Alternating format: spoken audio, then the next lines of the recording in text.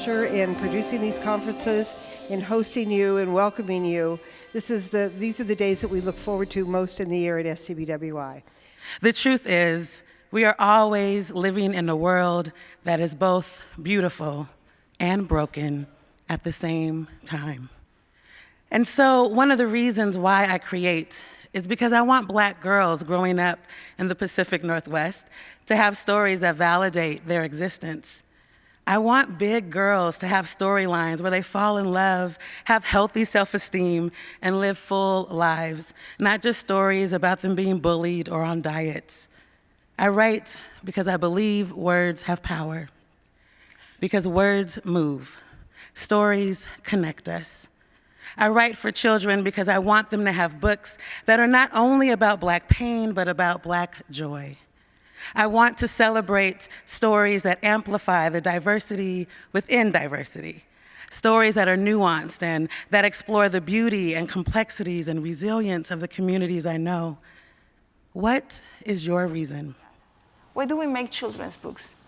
Do we make children's books only because it seems like a good business? Or do we make children's books because we do care for what we are providing to our children today? We don't really need books that change authors' lives because we are adults. We are capable of changing our lives at any moment. But what we do need is books that are going to change children's lives. It is a journey of uncertainty.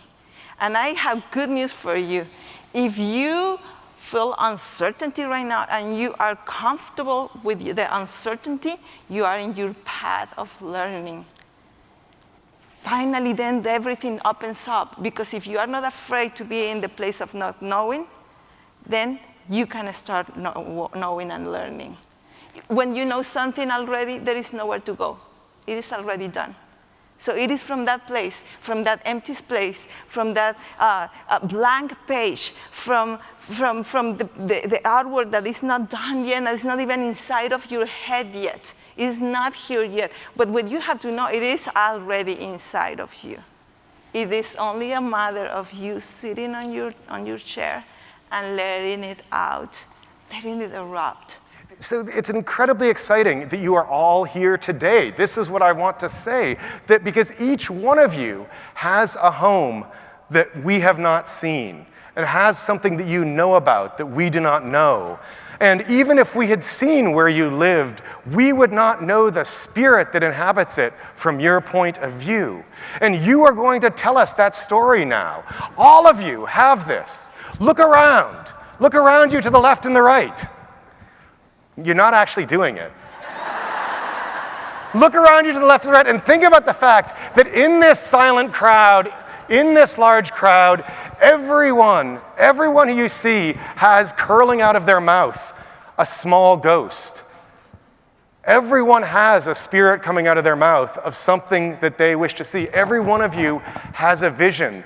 And we, the rest of us who are here, are incredibly excited to hear what it is that you have to say to us, because you're going to show us something that we've never seen before, and that's amazing. You are going to haunt our world. You're going to change how we see things by showing us what's beyond the veil.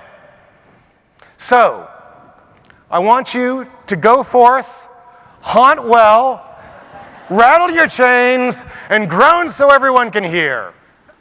My mom took us to this special place, and it all happened once again because she did not know what to do with us, because I was jumping up and down on the bed one day, 6 years old.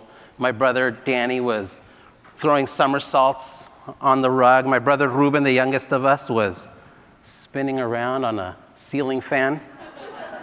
He went flying off, landed on the ground. My mom said, ay, ay, ay, ya no sé qué hacer con estos niños. So she said this, you know what, guys, come here. So she grabbed me by the hand. I grabbed my brother Danny by the hand. My brother Danny grabbed my brother Ruben by the hand. She gave us a tug, and out the door we went, and we started to walk. And in El Paso, when you're walking, everything in the distance appears shimmery and wavy. Those are called heat waves, right? Sometimes when you show up to a place and you reach for it, it ends up not being there. What's that called? That's right. And so I remember this little building began to materialize out in the distance, and I reached for the door, and what happened? What? It was actually there. I opened it up. I opened it up, and two of my favorite things ended up blasting me right in the face. One of them I wasn't familiar with, but the first one was, you got it. You Los Angelinos understand this. But the second was a smell. It's a smell I still love to this very day. It was a smell of books. And this place was filled with them. Where had my mom taken us? To the library, that's right. Myths about mental health keep people from getting the help they need. Myths about mental illness are literally killing people. Suicide is the second leading cause of death among individuals between the ages of 10 and 34 years old. So I started volunteering my time with Change Direction. It's a nonprofit campaign with the goal to change the culture around mental health. For the past year and a half, I've been helping Change Direction develop a new initiative that focuses on the importance of books and storytelling in shaping mental health culture. And today, on this stage, I finally get to publicly announce that Books Change Direction has launched.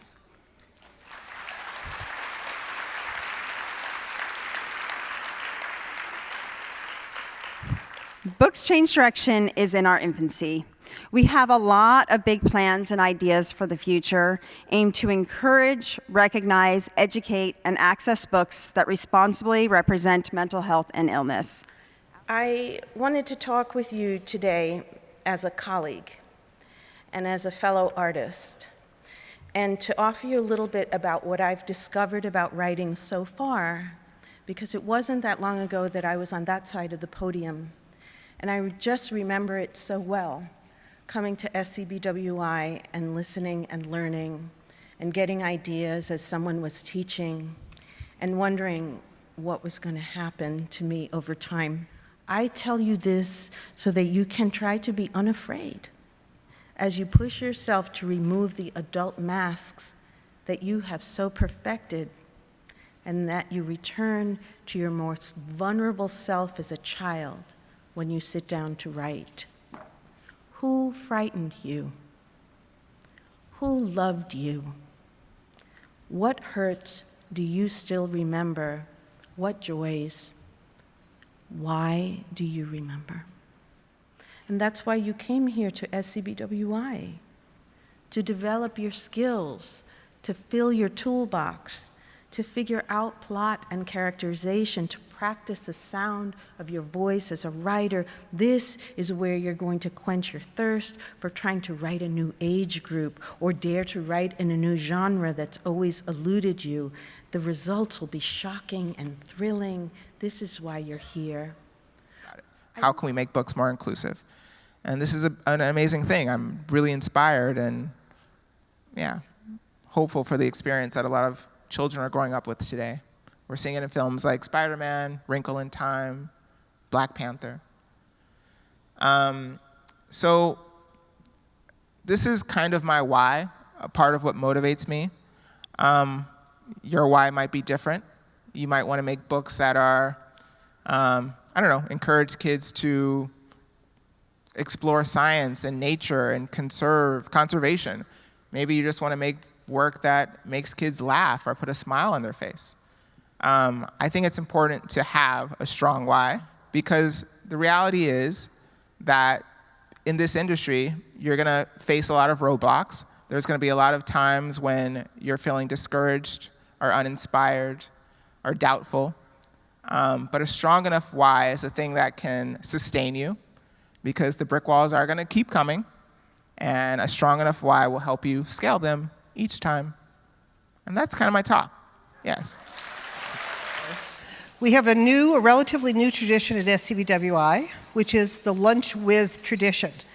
We started it 3 years ago when we had a lunch and a conversation with Judy Blume. Last year was Lois Lowry. And as you can see, we are selecting, and ma'am, you'll have to cover your ears because you'll hate this, living legends. But there's no other word to describe you. As far as I'm concerned, when it comes to the creation of picture books for children, there is no one in the world who practices the art form better than Mem Fox. So, I hear there's a story involved in 10 Little Fingers and 10 Little Toes, that its origin story has an unusual twist. I had been working on a story for a long time that was going nowhere. In fact, the conclusion of the story is that it went nowhere in the end. It died. And while I was working on the story, I was in the States on one of my thousands of visits, and I was upset and I was tired, and I get this feeling quite often, but this time I was absolutely certain. I thought, I have actually lost it now. Finally, I will never write again. This is the end of my career. It's been great. I've got a backlist. I can afford to live. It's okay. So I will never write again. And I started to howl. I was weeping copiously, and I phoned my beloved Alan Johnston in California, howling. I could barely explain myself. I was just sobbing. And I said, please don't laugh. I said, please don't patronize me. Please don't cajole me and tell me that I'm talking rubbish. I said, but I am not going to write again. That is it. I have lost it. The talent has flown. So on the plane, got out a tiny notepad that I had in my handbag, and I wrote 10 Little Fingers and 10 Little Toes in about 15 minutes. And I wrote it so fast that with such intensity that the woman's total stranger sitting next to me said, I hope you don't mind me asking, but it's been fascinating watching you. She said, what are you doing? And I said, oh, I've just written a children's book. Would you like a copy?